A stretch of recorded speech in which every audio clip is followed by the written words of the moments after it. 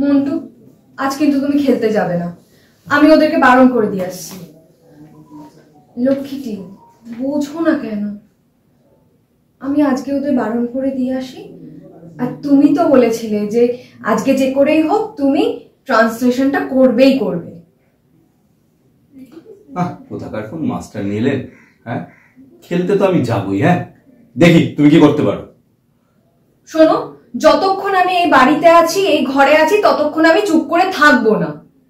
তাতে তোমার যদি আমাকে মাস্টারনি মনে হয় আর যাই মনে হোক না কেন, আইএ পরীক্ষাটা যদি এবার তুমি দিতে চাও, তাহলে এখন ওই তাস পাশা নিয়ে বসে থাকলে হবে না, তোমাকে পড়তে হবে। আর তুমি কচি খোকানো যে তোমাকে ধরে ধরে পড়তে বসাতে হবে। তাই তোমার যা ইচ্ছে তুমি তাই করো। শ্রীকান্ত থেকে যে ট্রান্সলেশনটা করতে বলেছিলে সেগুলো আমার হয়ে গেছে। এই নাও। হাত পেতে নিল। বলো, কোথায় বসে করবে? কোথায় বসে করলে? অফিসে? তুমি তুমি অফিসে বসে কেন করতে গেলে?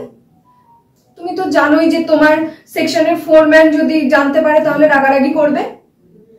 আর টিফিনের 1 ঘন্টায় বসে তো এতটা ট্রান্সলেশন করা সম্ভব নয়।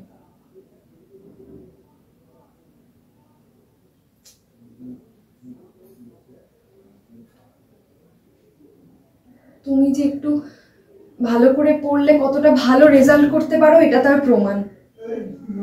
খুব ভালো হয়েছে।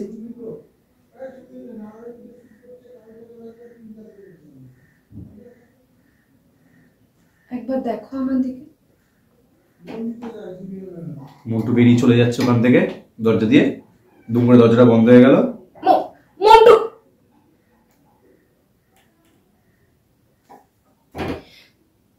কেন ওরকম করো তুমি আমার সাথে? কি হতো একটাবার যদি